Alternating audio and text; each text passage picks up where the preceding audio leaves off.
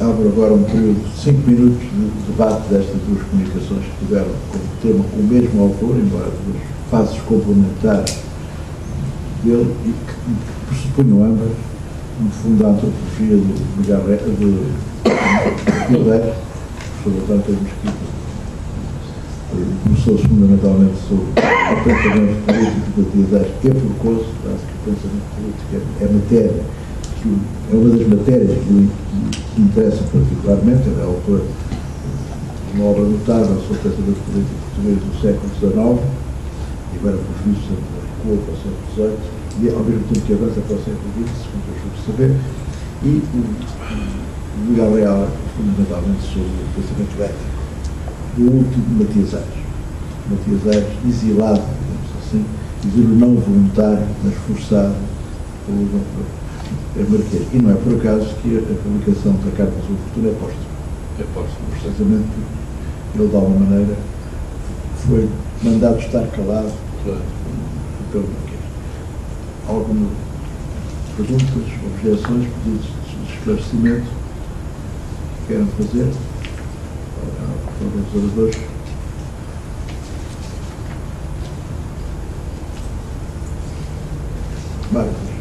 Obrigado. Eu gostava de, primeiro lugar, pedir desculpa por ter chegado atrasado. Não pude ouvir o professor António Pedro Mesquita e, portanto, peço desculpa se atrasei um pouco hoje. Gostei muito da sua exposição. Obrigado. E é apenas uma nota de rodapé. Tudo aquilo que eu vi sobre o Matias Aires me fez pensar em vários elementos até relacionados com a música que têm a ver com a emergência de uma consciência do eu, o virar-se para a interioridade e precisamente o valor da solidão. Isso é muito claro em compositores como, por exemplo, Carlos Filipe e Manuel Bach, que vivia esse dilema de viver numa sociedade da corte que lhe pedia determinadas obras e que tinham a ver com as vaidades do mundo, digamos assim, com essa função representativa da corte, e depois ele sentir que não era aquilo que ele queria compor. E, portanto, ele definia isso numa frase: a melhor música que eu compus foi aquela que eu compus para mim próprio.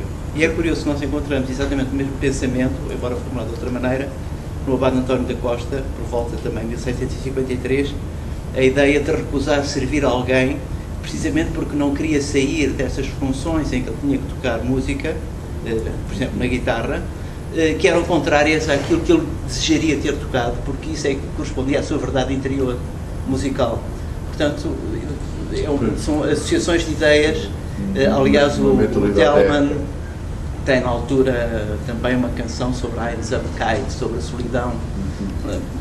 Não sei se pode considerar que o Matias Aires, não conheço filiações ideológicas, teóricas, filosóficas dele, mas se ele não se inscreve, de facto, neste movimento europeu de afirmação de uma consciência do eu, de uma consciência da subjetividade, da valorização da subjetividade, da verdade que está na subjetividade, que depois mais tarde tem outros desenvolvimentos. Sim, pronto, era só esta observação. Vamos aqui a comentar. Não, é que eu estava a comentar aqui com o Dr. Reto, que nessa medida o Matias Aires é um pré-romântico. A emergência do eu é, na história da literatura, atribuída ao pré-romantismo. O Boccaccio, por exemplo. Ou a apologia final da solidão. Exatamente. E a solidão, é o Leonor de Almeida, Marquesa da Lorna, também. Claro. Eu penso que corresponde até um pouco aquilo. Eu lembrei-me do Paul Hazard com a crise do século XVIII, o livro do crise do século XVIII, um livro já muito clássico, onde ele afirma justamente que a partir do Renascimento, e que o Renascimento já é uma forma, já com alguma sublimação, emerge do coletivo, e o coletivo era o medieval, o todo, digamos assim, isto é contraposto a esse pensamento medieval, emerge o indivíduo, vai emergindo o indivíduo. Aliás, a palavra indivíduo aplicada ao ser humano é do século XVIII, daquele que não se divide. A corpo e alma são intrínsecos, digamos assim. Portanto, eu estou estou absolutamente de acordo com o que o professor Mário de Carvalho disse. Como eu não ouço falar em música à sua frente, prefiro só falar no Matias Aires e dizer que há uma afirmação, penso que também está de acordo, uma afirmação explícita do eu, e é dos primeiros grandes filósofos portugueses, ou os brasileiros, com essa afirmação explícita. Ele é inspirado, ele viveu em Paris 4 ou 5 anos, e viveu, sim, em Paris, e é inspirado no La Rochefoucauld e noutro que eu agora por acaso não me lembro.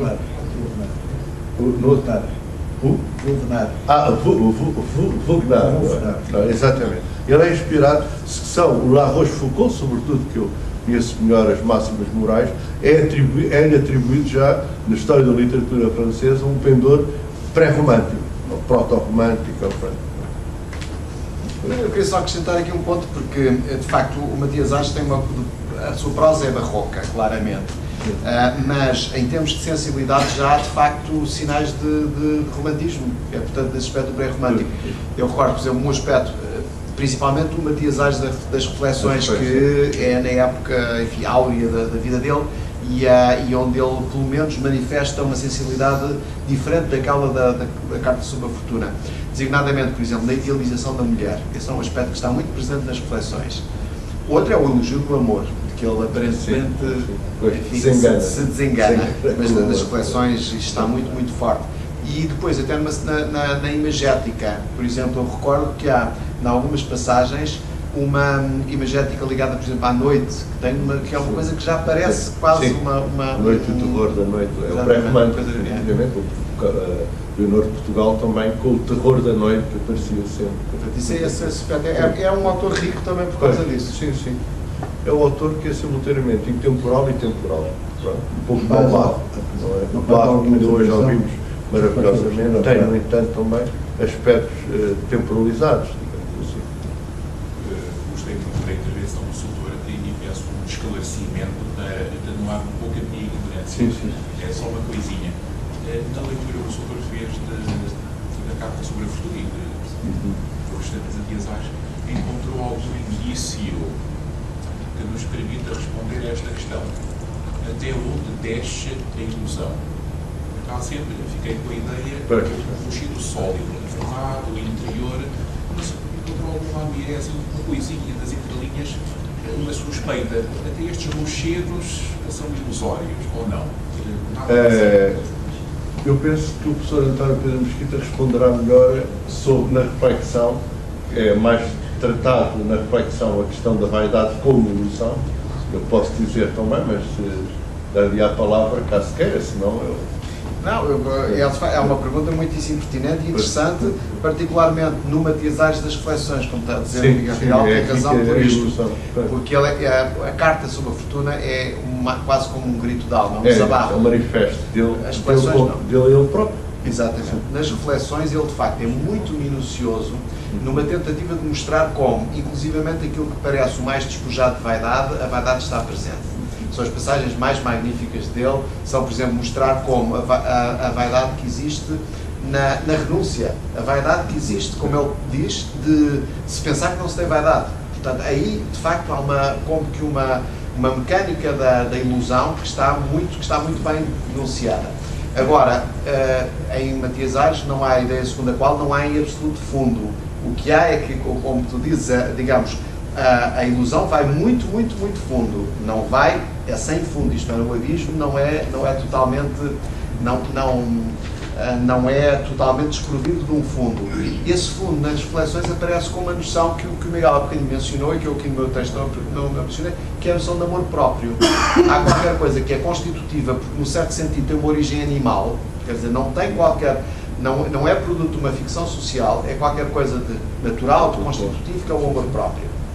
E esse aí, depois pode ser revestido de ilusões, pode ser revestido de vaidade, mas o próprio amor próprio, esse amor próprio é originário, é natural, não é ilusório. Então, os 5 minutos transparam-se em 10, eu faria aqui uma pausa de 5 minutos e depois, ou seja, ao quarto ao meio-dia, tomaríamos desta mesa com o tratamento de Nuno Marcos Pereira e Jacó de Castro Sarmento. É, não é?